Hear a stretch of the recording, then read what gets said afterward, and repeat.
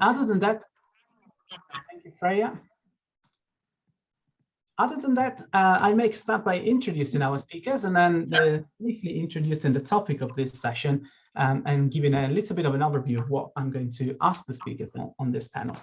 So going in the order of how I see everyone on my screen, I start with Adam. Adam Mclean is an employment law solicitor at Acuity, very passionate about technology. So I know that you've been working within Acuity to sort of build legal technology tools that have been quite successful, and also a rising star of the year at the Wales Legal Awards. So we're very, very pleased to have you here, especially now when you're fresh with this award, which recognizes all the work that you've done also with tech within Acuity. So a very warm welcome, Adam. Next on my screen is Yayan. I've known Yayan for a while now. We connected originally because you are the CEO and one of the founders of Validiant. So a legal tech startup whose headquarters are in Newport, and you're looking into client onboarding. So you're working on onboarding tools. And I think what you're doing in Newport is really, really interesting, gives a Welsh dimension to legal technology that sometimes is a bit missing in the sector. And also you bring today a perspective on the startup, basically, rather than the law firm perspective, which I hope will be very interesting to our viewers. So thank you, Yayan, for joining us. And last but not least on the screen, I see Kia. Kia has studied on the LLM LegalTech originally at Swansea University. She has then made us very proud by going forward with a very good career in legal tech, first joining Bird & Bird as a legal technologist, and now at Create IQ within Linklater as a junior legal engineer. So you've made a choice here right from the start of your career in law to look into innovation and legal technology. So again, thank you very much for bringing your perspective to the panel as well. So what I would like to explore with our speakers today is essentially what legal technology is, what it does, and how you can be involved in it. And I'd like to do this starting a little bit at the beginning from their own experience and their own background and career and how they've all been involved in legal tech, and then sort of broadening a little bit the perspective and reflecting with our speakers on what the challenges and benefits of legal tech for the sector are. And I hope that this will give us a chance to both, offer a perspective to trainees in Wales about how they can participate in the legal tech and legal innovation revolution, but also stimulate a little bit of reflection of what this means for the law firms and what it means for the sector more generally. So I'll start with a simple question, deceptively simple, but I was wondering whether we should start by simply getting a sense of what you see as legal technology. So what is legal tech? What is legal innovation in your view and in your experience before we then venture into your own background and work? I don't know, Kia, do you want to start? What is your definition of legal tech? How do you see it connected to innovation in the sector? So I'd probably start with legal innovation more broadly. I'd say it's something that drives change, and it can be through people and technology. I think within a law firm context, it's like doing more for less. Sorry, I think that's my Slack. Doing more for less in terms of creating efficiencies. And yeah, so I think in a law firm context as well, it's looking at project management and legal operations. And within that comes legal technology. So legal operations is like strategy and process improvement. And obviously we see legal technology, I don't know, there's so many different types of tools, but sorry, I actually need to turn my Slack off. But I don't know, Kira and Luminance, all of these tools that we know and we found out about, they're all used in legal operations. So yeah, I guess that's kind of the intersection that I see within a law firm context. Thank you, Adam. Is that your understanding of legal tech as well? Yes, absolutely. I really like the way that Kia approached that question, because I too would start with legal innovation as the broad concept. In my opinion, it's the process of improving those desirable outcomes that we're all looking for by either doing something new or finding a new way to do something better, you know. And I also like as well the emphasis that it's not just this idea that something needs to be completely revolutionary. There's also an emphasis on efficiency and improving efficiency. I'm a huge believer in efficiency. I like being efficient, or at least I just really dislike being inefficient. So so I think that both of those come under the same sort of umbrella of innovation there. And then in terms of legal tech and its place, technology is always growing and advancing, and it's providing more possibilities for us to achieve those things. And then when we put technology in place and use it for a specific purpose within the legal profession, within a law firm, within a legal startup, then we can consider it legal tech. We've taken it through a process where it's providing a very specific outcome for us in a very specific place within our business. And that's when it becomes legal tech, in my opinion. Yes, and with the advancements that we're seeing at the moment, we're seeing huge amounts of legal tech coming out. Yeah, no, that's very, very interesting. I was wondering, so one of the things that both of you have kind of underlined, and I totally agree, sort of started from legal innovation as the broader revolution that's taking place in the sector, and looking at tech as one of those elements that are driving the legal innovation. But I was wondering, Adam, if you could also touch upon what you see as other aspects of legal innovation. Because I know, for example, and I might have a strange view of legal innovation, but I know, for example, that you've done some work and you've kind of championed, for example, an approach to well-being in the legal sector, which I also consider to be, in a way, an aspect of innovation. Other things that I can think about are instead around legal design, for example, as another aspect of innovation that's happening in the sector. I was wondering if you have other examples of what you consider to be innovation beyond tech, if you like. Yeah, absolutely. Well, I think you can have a culture of innovation. You can have, a culture of innovation where you don't just apply I think there's a bit of a process to reaching innovation organically, and you don't just apply that to specific things like efficiency of output or new ways of doing things in terms of products that you could provide to clients, for example. But you could apply that same process to anything. So, for example, with well-being, if you take a process of my kind of headlines for the process, and I can discuss this later on how I would kind of look to organically grow innovation within a business, but my headlines would be sharing information, then creating a culture of curiosity, then evaluating and collaborating based on those questions, and then reaching a place of innovation. So those are kind of like, that's kind of a very basic headers of a process where you can organically reach innovation.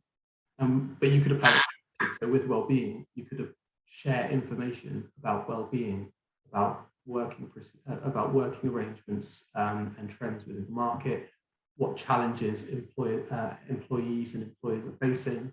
You can share that information, then you can start asking questions. Are we working flexibly in the way that truly helps our employees? Are we putting too much stress on them? Are we giving them too much workload? What kind of things can we change? Then you can evaluate that, collaborate. Okay, let's have a look at other things that we can do to support. Let's test some theories, let's test some solutions.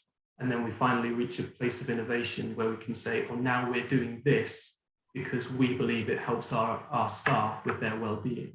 And that could be as simple as putting in a fruit bowl in the kitchen to get, or it could be putting in a buddy system, which helps people to discuss, non-work related things, or it could be, an external phone line that helps people to vent to somebody outside of the business. It could be all sorts of things, but you've reached it through a process of innovation, and that's where you've got to the end goal. So with well-being, for example, I've done lots of that, and yeah, you could apply it to anything, any topic, really. Fantastic, thank you. Yeah, what's your take? We've heard a lot from Kia and Adam, so I wonder if there's another angle that you want to add, also looking at your experience, sort of how you've been getting into the tech space. Yeah, I mean, I think the firm side benefits have been pretty much covered when it comes to efficiency and bringing out tech. I don't think anyone's really touched on then how is that passed on to the client. And then, you know, for us especially, the problem we're solving is something that the firm will pass on to the client for them to pretty self-serve themselves. And where we are at the moment is you have these clients who are essentially expecting more of a technological experience.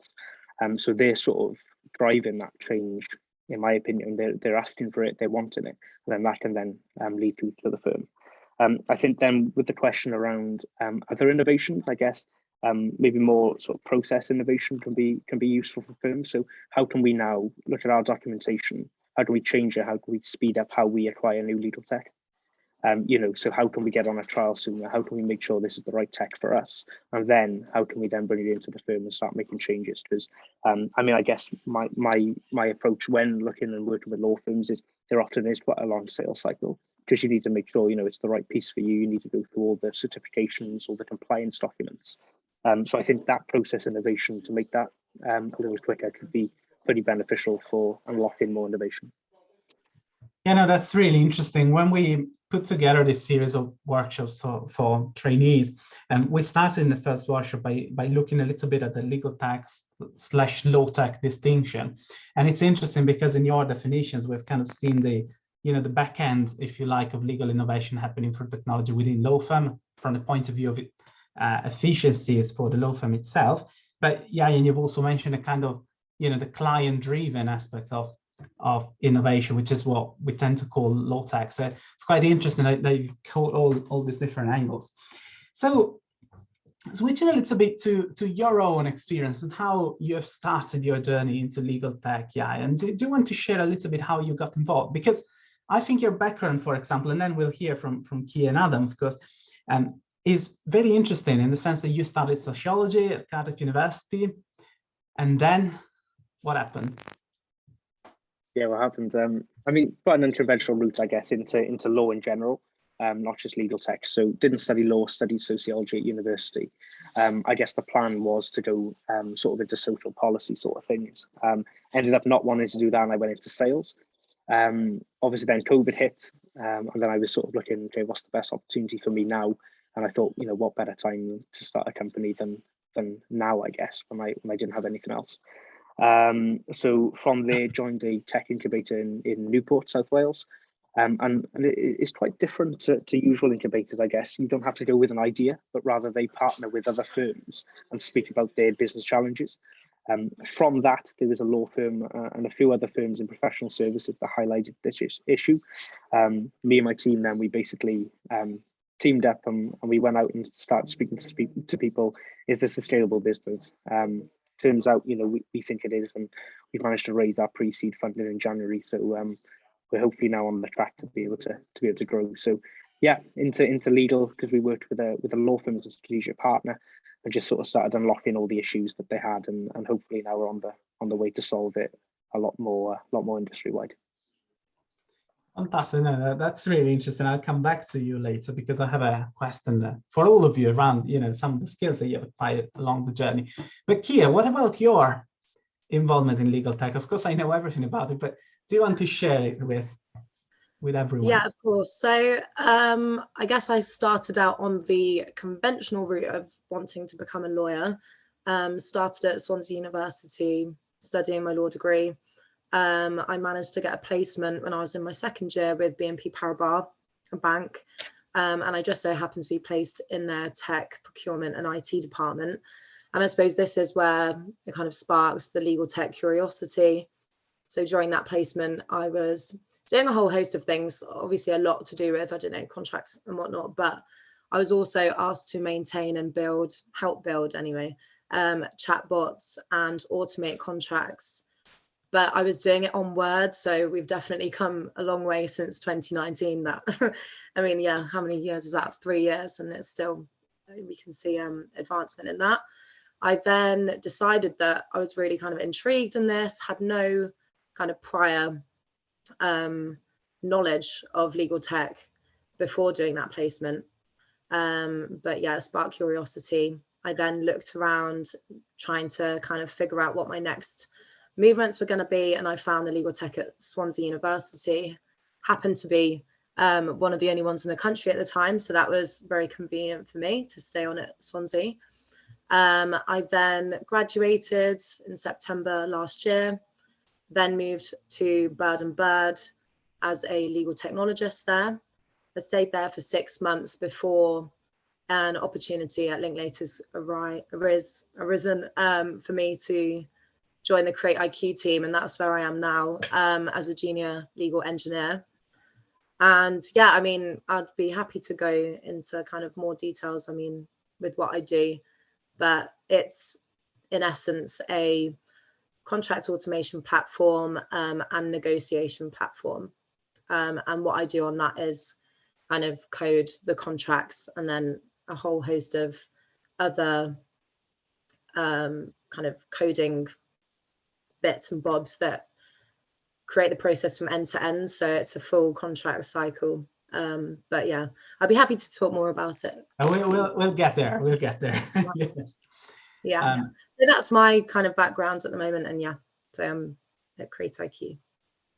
Fantastic. And Adam, instead, what was your path into technology? I assume, without knowing too much about it, that it's a long-standing passion of yours that you probably had even before studying law, and then something you applied in your job, or am I off course with my? No, absolutely. I mean, I think ever since a young age, I've been digitally literate, and I've been excited about technology.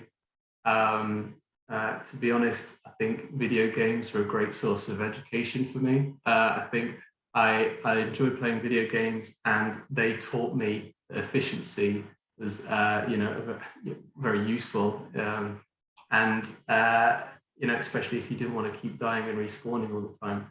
And so I like to get things right. I like to optimize things. And I think, to be honest, it's probably from there. But I've been passionate about tech and efficiency for a long time. I didn't go into a career. I didn't go into a tech-based career because I also found a passion for law. And so I went into that instead. But I certainly brought that passion with me. And so while here, at Acuity, for example, I've continued that passion, and I think it's led me to ask the right questions. It's led me to think, well, am I doing this? Why am I doing this? Why am I doing it this way? Is there a better way of doing it? Is there a more efficient way of doing it? And having that knowledge and that background has helped me ask those questions, which I think has led to places of innovation. It's led me to create new ways of doing things for the business. But then it's also helped me expand that and provide products to our clients and improve that client service there. So yeah, that's my background. Yeah, no, that's incredibly interesting. So I have two follow-on questions, if you like. One more serious, one more sort of for fun. The fun question is, what video games were you playing? That's so much fun. All sorts, probably Ratchet and Clank. That was my favorite when I was really young. I used to love Ratchet and Clank, but I think the one that was probably the most influential in this case, in terms of efficiency, was a game called Age of Empires. Okay, well. Play the first Age of Empires with my dad. My dad's a software engineer, so he was influential in my passion for tech. But we play together, and there's a huge focus on macro financing and microfinancing, and there's a whole economy to the whole game. So being efficient with resources, trying to do things quickly, but do things at the right time, all that kind of stuff, that taught me. I think it taught me a lot, to be honest. Yeah, I think I can relate. I mean, I grew up with SimCity and Civilization and so on, and I think there are lessons to be learned there. The more serious question instead, to address perhaps something that a lot of trainees and a lot of generally people in the legal sector have in mind when we talk about technology. What sort of technical skills did you possess when you started your legal tech journey? And of course, I suppose in your situation, you might have had an array of technical skills that perhaps Kia and Yayan didn't have. It will be interesting to hear from all of you. I think to be honest, you don't need as much skill as people might think. I think seeing the initial impression that you get when it comes to legal tech and legal innovation is that it's quite a big ominous thing. Like, how do I get there? Do I have to create something from scratch and build an entirely new idea in a way that I've got no background on how to build? And that's just not the case. When you're in the thick of it, it's a longer process of testing and asking questions. And to be honest, anyone can be involved in that process simply by sharing information and asking questions. So you don't need a huge amount of experience to be useful in that process. The skills that I had when I joined were as simple as very good Microsoft skills. So I'm very clued up on, it's funny because Kia said Microsoft Word earlier, but I'm very good at Microsoft Word and I'm very good at Microsoft Excel. And those are, Excel is my personal favorite. I call it my favorite video game. I'm a big fan of Excel. And once you understand what is possible through simple tools like that, you start to realize, you start to ask the right questions. So for example, Kia mentioned a contract automation system. I've actually built a contract automation system from Excel talking to Word. And if you include just a couple of macros in the VBA system, then it can be, it can work quite well. So having some basic understanding of some basic programs will allow you to ask the right questions and potentially think, well, okay, I spend a lot of time checking through my contracts once I've drafted them. Is there a faster way of doing this? And then you start to ask those questions, talk to people and think, well, maybe there's an add-on that we can put in there. And in fact, there's a number of LegalTech add-ons that you can add to Word, like Litera, and that will do things like check your contract once you finish drafting it for common mistakes. So once you start asking those questions and seeing what's out there, you start to think, okay, now what can I do with that? How can I have these systems talking to each other? And personally, I like a lot of different programs, but Microsoft programs are probably the ones I've got the most experience in, and having them talk to each other is a very simple step to creating some very big changes. Yeah. It's like a bit of a microcosmos, if you like, in its own right, because if you start playing with more advanced functions in things like Microsoft Word and Excel, you can find macros that basically allow you to do some developing, if you like, in very simple ways. There's Visual Basic for application, which is also integrated in there. And essentially the way these programs talk to each other is through APIs that seem like a very complicated thing, but you can actually practice with that using Microsoft tools as a way to start, if you like. Now that's really interesting. What about you, Yayan? So we now know everything about your background in sociology. What are your tech skills? And yeah, I mean, I'm not a tech founder, so I'm more on the business side of the company. Very fortunate position. I got a great two co-founders who developed the product. Very fortunate there. But I guess what I will say, if there's anyone on the call who's or watching this who's sort of unsure about getting into legal tech, I guess that was the position I was in. I come into the industry, didn't have any experience in law, nor legal tech. Where I found everything, I guess, was on LinkedIn. There's a lot of really good people on LinkedIn who post some interesting stuff. But I guess the advantage that trainee solicitors would have over the knowledge I could have got is that you're working in law firms every day. You're working with the people that you can ask to lean on them. So I think it can be a little bit worrying sometimes if you think, I need to learn legal tech. But at the end of the day, you've just got to sort of understand how the actual application works, what the benefits to the firm, and being able to just sort of like take pilots and testing the product to make sure it's right for your firm, I guess, are the main things. So yeah, I guess I'd say get out there on LinkedIn, find some really good people who you can learn from, just jump on calls with them and get involved. Yeah, so it's a very good message, I think, right? You can found a startup and you just need to have the right people around you to address the tech, but you don't need those tech skills. What about you, Kia? So I really agree with Adam with having a huge curiosity and asking the right questions. I mean, no question is necessarily a wrong question, but the more you ask, the more you gain, I think. Particularly in my role and the previous role that I was in, just communicating was such a huge thing, because in my day-to-day role now, I'm having to talk to lawyers, kind of liaising between machine readable language, so what I'm doing on a day-to-day basis, and their actual human readable contracts.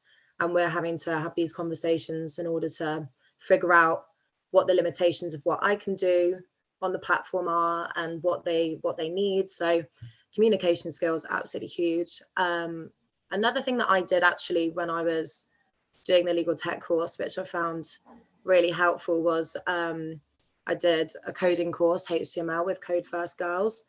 And I do think it's a really good first foundations to kind of get some experience. And yeah, because just being able to have the foundations of that and then be able to speak to lawyers and kind of break down the layers of the machine readable side of things, I think is really invaluable. So yeah, I think communication skills, curiosity, and potentially doing a coding course. Yeah, and what's, sorry, just to address a question that people might again have in the background when they hear about coding courses. What kind of things did you learn? So was it like learning a full programming language from beginning to end, or was it more focused on like? No, we literally just did the basics. Yeah, so it was just the basics. I mean, I think it was a couple of years ago now, but I think we were just learning how to do a very basic website, and it was adding images, adding text blocks. But all of this is just good going forwards in a career, I think, when you're going to be speaking with engineers and kind of understanding how they speak, I guess, because the people that are teaching you are of that ilk. So it's good to kind of get your brain in that mindset, if that makes sense. Yeah, I think sorry, yeah. Sorry, Stefan. Yeah, I just think it's just whilst we're on the topic of sort of coding courses, well, I think it's really good to have a sort of appreciation on what goes into development as well. So I found it, especially when I was speaking to my co-founders, was didn't really know how long someone would take, and then often, you know, you're sort of like expecting something a bit sooner, but realistically, it's extremely difficult to do. So I think having that understanding and appreciation for how long something can take is really useful, and you can get that through those sort of courses. It's pretty much what Adam was saying, right? Of sort of the mindset, it's asking the right questions. And yeah, Kia, sorry, I had to cross you. It's very interesting to be able to do that, and then therefore you kind of know the limitations, I guess, the boundaries of what can and cannot be done. I think, yeah, so yeah, that's what I'm adding. Okay, fantastic. So shall we just hear a little bit about you? I mean, in my introduction, but also in your comments, you've already shared a little bit of what you do. But do you want to share a bit more about what you're working on at the moment? Perhaps we can start from Yayan. Yeah, sure. So essentially the company's called Validiant. So what we're doing is we're working with law firms and now starting to branch out, I guess, to the wider regulated industries to essentially automate as much of the client onboarding process as possible. So just to give an example, if a company were to work with a law firm, being able to carry out the know your business checks, so understanding the credit status of them, the ultimate beneficial owners, person with significant control. Following on from that, then identifying sort of the individuals related to the company and putting them then through anti-money laundering processes, politically exposed international sanctions. Then there's a third element then, which is sort of this ongoing due diligence. So even though that, you know, they were approved yesterday, what's to say that they, you know, something hadn't happened then today or in a week or in a month's time. So being able to basically characterize what you see as high risk and then being able to keep on top of that then in real time. So I guess, you know, that's what we're working on at the moment. So really, yeah, really interesting stuff, exciting stuff. Not just what we're doing, but just the wider tech community in the legal space. So how do you do that? Sorry, out of curiosity, can you give us a sneak peek into the tech behind how you achieve this? Yeah, I mean, so a lot of it pretty much leans on integrations with some open source databases, I suppose. So especially when it comes to the company registers, is a little deeper then when it comes to understanding who the individuals are, how it works then when it comes to validating then the identity of someone. It's essentially a full collection then of their documentation. So rather than sending that over via email, it's essentially we give them then the portal where they can then upload the documents that the law firm wants. From that, then it's pretty much sent off to multiple different data points to be verified, and then we're bringing it back to centralize the entire process. There's quite a few things sort of on the roadmap we want to take it. I'll probably be able to tell you a bit more about that if there's another session, but yeah. Yeah, no, thank you. It's very interesting to hear a little bit about that. There are also, I think you also have some explainers that show a little bit of that on your website. Yeah, if anyone's interested. Absolutely, and I'm happy to send over any information that we have on it. But equally, if anyone wanted to sort of have a discussion with me on sort of like the underlying, the actual tech side of it, and how it actually works, and being able to see an application sort of coded, I suppose that's something often you don't see. Is if you're just using something like a piece of software, you don't see what actually goes into it. So I think it's often interesting to see. So yeah, more than happy to share that in future. Fantastic, thank you. What about you, Kia? You have already started giving us some clues, but do you want to tell us a little bit more about all the secret work of CreateIQ? Okay, so as I said earlier, it is a automation and contract negotiation platform. But I mean, what I do on a day-to-day basis is, so I guess I'll kind of talk through the life cycle of a project. So it's usually to do with banks, institutions, so it's financial instruments that the contracts and agreements are for. So we'll get a contract come in, probably PDF or Word. I then have to upload it onto the platform using HTML. So this is the converting it from the human readable format into the machine readable format. I then have to talk to innovation lawyers regarding the contents and format of the contracts, kind of gauge how to write and understand the elections. So the elections, there's so many stages to this. So the first one is the tidying that goes onto the platform. The second stage is creating elections, which is a kind of questionnaire, I guess, for the client to fill in. And this will all come a little bit clearer as we go through the stages, I guess. So I talk with the lawyer, we find out what the contents of this contract is all about by breaking down the complexities of it.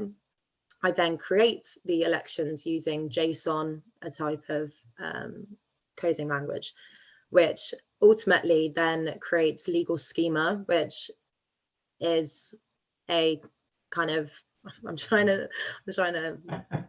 like describe it because it's quite complicated, but it's structured data basically for the interactivity of legal contracts.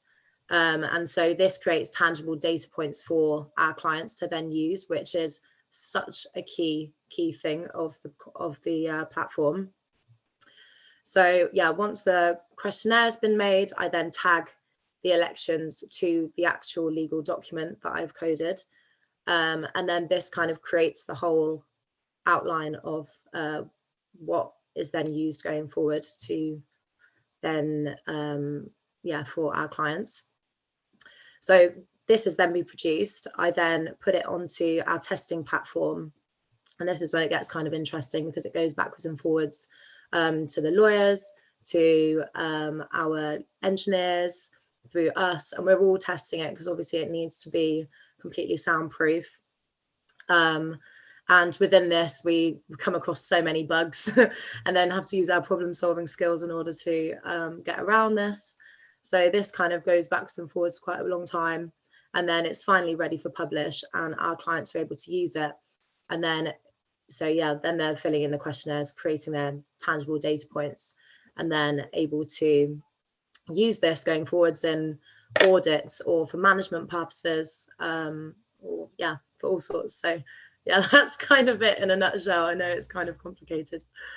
You know, it's fascinating. So it's basically, your work is basically converting this existing sort of contract into basically a computational almost artifact, which can then give you access to data kind of automatically from the contract. Fantastic. That's very interesting. I will not ask about a schema again, but I think anyone that is interested in this concept, of course, it's basically, as Kia said, it's the structure of a legal document or any type of document, if you like, and the sort of key concepts that you can find in it, right? So it's a way of kind of sort of putting a structure onto documents so that you can automatically kind of identify key aspects of it, if that makes some sort of sense. Yeah. Okay, Adam, what about you? I know that you do lots of very interesting things in your law firm, so tell us. Yeah. So there's a couple of things that I've produced while I've been at Acuity. I think the first thing that I produced was while I was a trainee, I created a termination calculator. So to give some context, in employment law, which is what I practice in, there are a lot of calculations that you need to do. So for example, how much notice pay someone needs to be paid, how much annual leave someone needs to be paid, how much redundancy pay someone needs to be paid. And there's a lot of dates involved, there's a lot of money involved and stuff like that. There's also a lot of statute which regulates different caps and different rules and stuff like this. So the first thing that I created was something which would do a lot of those calculations for me. I did it in Excel, which is a great place to prototype things, especially when they're calculation based. So I made it in Excel, and it was really, the intention was for it to be used by me and my team so that we could make our processes more efficient. We found that when we had to take each calculation like on a case-by-case basis, it would take a good amount of time. It wasn't always particularly difficult, but sometimes there were some rules which made things more complicated. And in any event, we'd have to start, go through the whole process and then finish, and that would take some time. So I wanted to make that process more efficient. So those are essentially the questions that I'm asking. I'm asking that question, can we make this more efficient?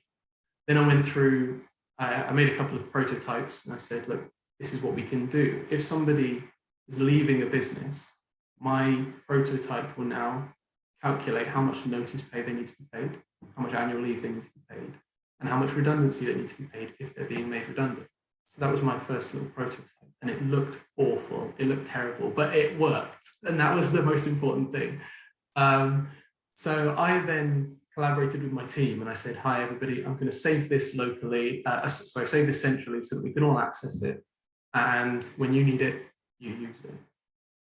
Then I was discussing with my head of department, and she was wondering whether it would be useful for any clients externally. And I thought, well, potentially yes. What I think the long-term goal of this, like the long-term use of this, if we wanted to use it externally, was that a business could put in all of their employees' names and all of their details, and it would track them live. If we were to use it within Excel, as my prototype was, you could just leave the data there, and then it would be ready when you needed it. So that was something that I pitched could be useful to businesses. So we started thinking about it, and we started making it look nice, and we productized it. And we added in some technical things so that you can add in extra rows and everything. We locked it all down so that now it is a product. It's still within Excel at the moment, but it's a product. And then we started testing it with certain clients, and they found it very useful because they could do all of this stuff themselves rather than having to come to us with it. They could also do it for multiple employees just to check what the price of the termination would be, on an ad hoc basis, or they could leave all of the data there, like I said, and just come to it when they needed it. As it turns out, around about this time, the pandemic hit, and a lot of businesses panicked, and they were suddenly thinking, what are we going to do with all of our employees? How are we going to save money? Are we going to reduce headcount? And don't worry, there's a positive story here, don't worry.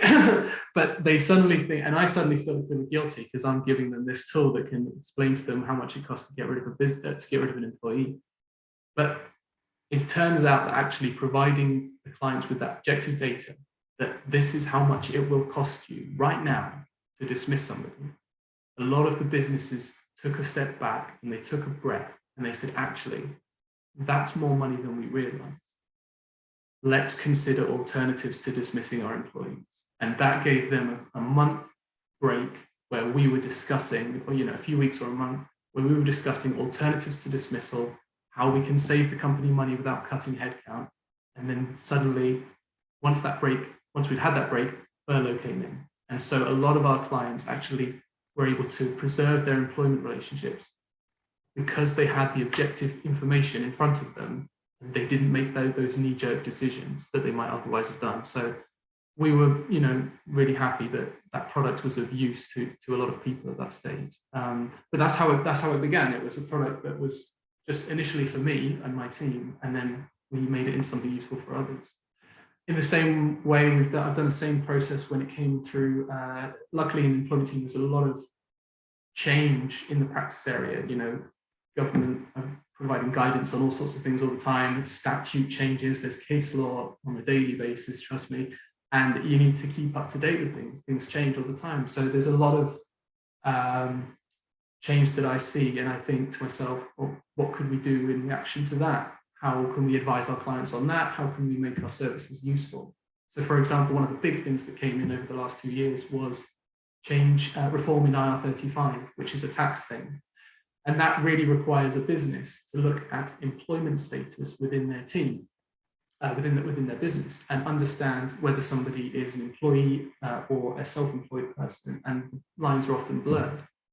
Now, there is already a product out there that HMRC created called the CEST calculator, the CEST tool, which allows you to assess this through HMRC. But there was a huge amount of criticism at the time when that was being put out.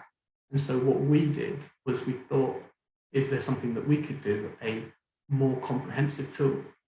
And that was another thing that we then looked into, where I created I work in Excel. We now have a software engineer who does things better and can use other programs that link up better. But my prototypes, I prefer to create in Excel. So I created a tool that asked a bunch of questions, and that can link with Microsoft Forms. So we can send that to a client on Microsoft Forms, then data would come back, populate in my Excel spreadsheet. And then that would automatically transition into the documents that then we would need to issue out. So it would populate my Excel stuff, that would link with Microsoft Word with the documents that needed to be created. So all I would need to do is click a button and their information is captured, processed, and then the documents that I needed generated.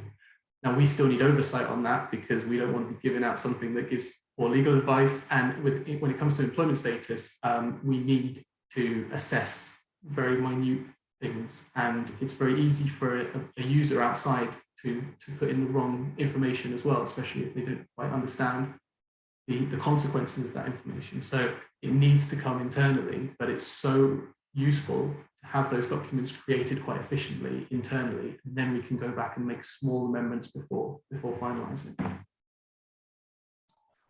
Absolutely fascinating, Adam. Really interesting, and it speaks volumes, to what you've been telling us the whole time today. That this kind of find the right questions to ask to some extent, right? You got these ideas from your practice and your daily job, and then you prototype things, and then it becomes kind of a legal tech product with its own life later on, if you like, which I hope resonates with everyone else on this call and anyone that will watch this on YouTube, because it's, if you're working in the legal sector, you have the possibility of sort of finding questions or problems that technology can help you with. And what you did, Adam, is something that others can do as well, perhaps not as well as you've done it, but I mean the matter is there for those legal tech solutions to be created. So I'll move quickly because we wanted to leave a few minutes for questions if there's any, but I'll move quickly to a point that I think is important to consider, broadening the lens a little bit more. And I'm thinking about, the significance of legal tech for the sector, so the benefits it can bring, but also the challenges that it brings with it. And ever since joining the Legal Innovation Lab Wales, I've heard a lot about the challenges. So I think it's important that we address both points. What are the benefits? What are the challenges? Perhaps starting from you, Yayan. Yeah, I think the challenges are always around essentially changing the mindset, I suppose, and especially when there's so much data and confidential data especially, and bringing that onto more of a cloud-based system, I think with a lot of traditional law firms is something that can be difficult to sort of show the benefits for. But, you know, I'm always trying to sort of sell the benefits of LegalTech, and I guess the main one is the efficiency, time saving and money saving. That sort of comes with sort of acquiring a new piece of LegalTech. I also think as well, it's for us especially, it's around to do with reducing human error a lot of the times. So especially when it comes to what we're doing, right? So when it comes to onboarding and checking identity documentation, it's sort of that point that, I mean, I've been questioned on it, sort of like, how can you make sure that a computer's always right at doing it? And I've sort of thrown the question straight back in that, how can you make sure that your human eye is picking up on a fake passport, for example? And I mean, I'll be the first to admit you could put a fake document in front of me and I probably wouldn't realize it's fake. You know, and that's why you've got to have those deeper layers of check. So I think that is another sort of way around is the compliance side, and that there's no cutting corners when it comes to using LegalTech, because essentially it's the consistency of using the machine that produces pretty much the same output each time. So I think that's something that's quite important. I mean, other benefits as well, I guess, we're always looking at client satisfaction, client experience, and just be essentially giving law firms that competitive edge against the other firms in the industry, and so they can win more business, make more money, and pretty much keep their costs as low as possible. Yeah. So I always find your perspective very interesting, because of course you bring clients into the play as well, right? And to some extent we can say that there are benefits for the firms, there are benefits for the startups, but there are benefits also for the users, which is quite unique, right? When you have a possibility of, if you like, increasing business, improving efficiencies, but also delivering a service that is actually better. Yeah, and I think as well, when it comes to sort of saving costs, just to touch on this as well, with what we're doing is we're solving a problem that is a cost they can't pass on to a client, or you can't bill for the time that goes into onboarding. So it saves costs from the core. And I think that's something that's really important. Brilliant, thank you very much. What about you, Adam? What do you think in terms of benefits and challenges?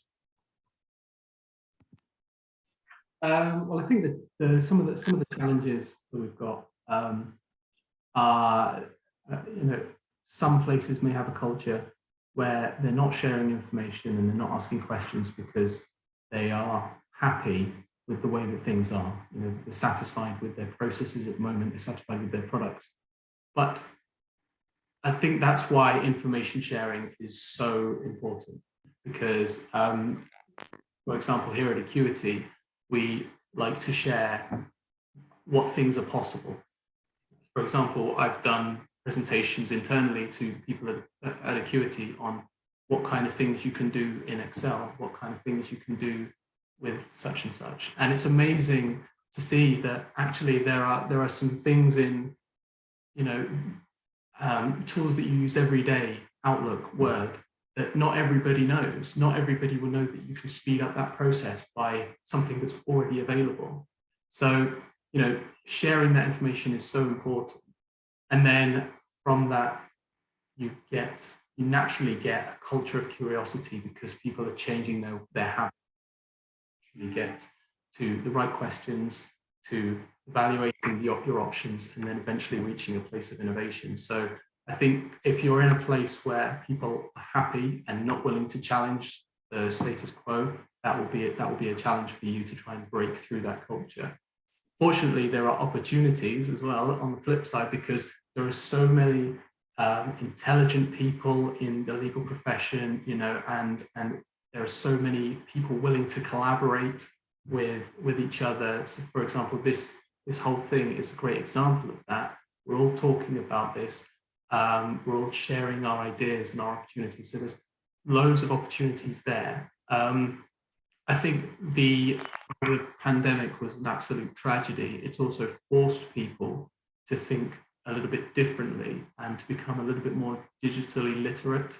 So the way that we communicate with each other is so different these days. And I think everybody's a bit more aware of communication possibilities. And from that, you know, it's forced us to look into different kinds of things like whether a client could provide their information through completing a questionnaire rather than coming into the office. So things like my work, questionnaires, and what we can do with that information that's being brought into our business a different way is a huge opportunity for us. I think actually I won't say any more because I don't want to take all of the time and all of the answers out there. It's really interesting, Adam. We would need a couple of hours to, but perhaps we'll do this in the future. Again, let me go to Kia. Kia, what are your thoughts on challenges or opportunities? In terms of opportunities, I think we are going to be seeing a lot more kind of collaboration to come, which will kind of enable more kind of open innovation between clients and law firms, both to work together to broaden collective innovation, I'm going to call it. So yeah, I think that's definitely an opportunity to come. In terms of challenges, I think security of data is a huge one and something that we all need to be really mindful of. But saying that, again, legal data is a huge opportunity within legal tech. There's so much to learn and so much to gauge from it going forward. In terms of kind of relationships between institutions and, I don't know, relationships with the contracts that we put out. And yeah, it's legal data is a competitive advantage for institutions at the end of the day. So the more that it can be obtained, the better going forwards for a lot of different stakeholders. Yeah. No, that's brilliant. Thank you very much. Before we open up the floor to questions briefly, I have a 15-second question for each of you. Given that we conceived this workshop series for trainees, is there one suggestion that you would have to anyone that is watching this or that is present here live about something they can do to get more involved in the legal tech sector? One thing that they can do today to increase their involvement, and I'm speaking slowly to give you time to think. One thing that they can do today to sort of engage more in legal tech, if that's what they feel inclined to do. One thing that I did a lot of was go to conferences, be it online or in person. I did both when I was studying as well as now. And I think it's one of the best ways in order to gain insight on the industry, and because it's so vast and all of the intricacies we can't explain enough. So in order to gain all of this, the wealth of knowledge and information out there, going to conferences and listening to speakers talk about what they do and why they're passionate about it, just keep going to events, put yourself out there and engage in conversation. Fantastic. Yeah, Ian. Yeah, something I did, so it was a really cool app called TweetDeck. And what you can essentially do is monitor multiple hashtags on Twitter, and they'll just pull it all in real time. So just track legal tech, law tech, legal innovation, and just keep it open in your browser, I guess. And every now and then, every 20 minutes, go check what's everyone talking about on Twitter. Get involved in the conversations, and then you can find some really thought-provoking stuff. Fantastic, Adam. So especially for anybody who hopes to train as a lawyer or is training as a lawyer currently, I think my one piece of advice would be to challenge what you're doing. So whether that's relying on a precedent, if you're doing something repetitively, don't be afraid to challenge that and ask that question. Be curious and say, why am I doing this way? Is there a better way of doing it? Can I do it faster? Can I do it better? Ask those questions about everything that you're doing. Fantastic. Thank you very much to all three of you. You've been absolutely fantastic and some very, very sound advice here. So we have just a time maybe for one or two questions. We have a question in the chat, I think. Let me see. So yes, we have a couple of questions. One is direct to me, so I'll read it out because you can't see it, which is essentially, what is the one of the greatest limitations or challenges you faced in your legal tech journey, your personal legal tech journey, and how have you overcome that situation? I think, I don't know, Adam, do you want to take this one? You are muted though. Sorry, you're still muted.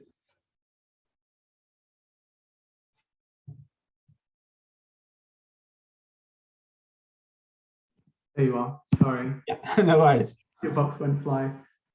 So sorry, what was this? Biggest challenges? Sorry, was it? Yeah. So, what is the biggest challenge you've encountered, and how have you overcome it? I think, course, yeah. Please. Yeah. So I think the biggest challenges that I've come across are those very realistic questions about something that you're producing. At the end of the day, whatever you're producing from within a law firm needs to bring enough benefits to the law firm to be worth the investment. Okay, so you need a good return.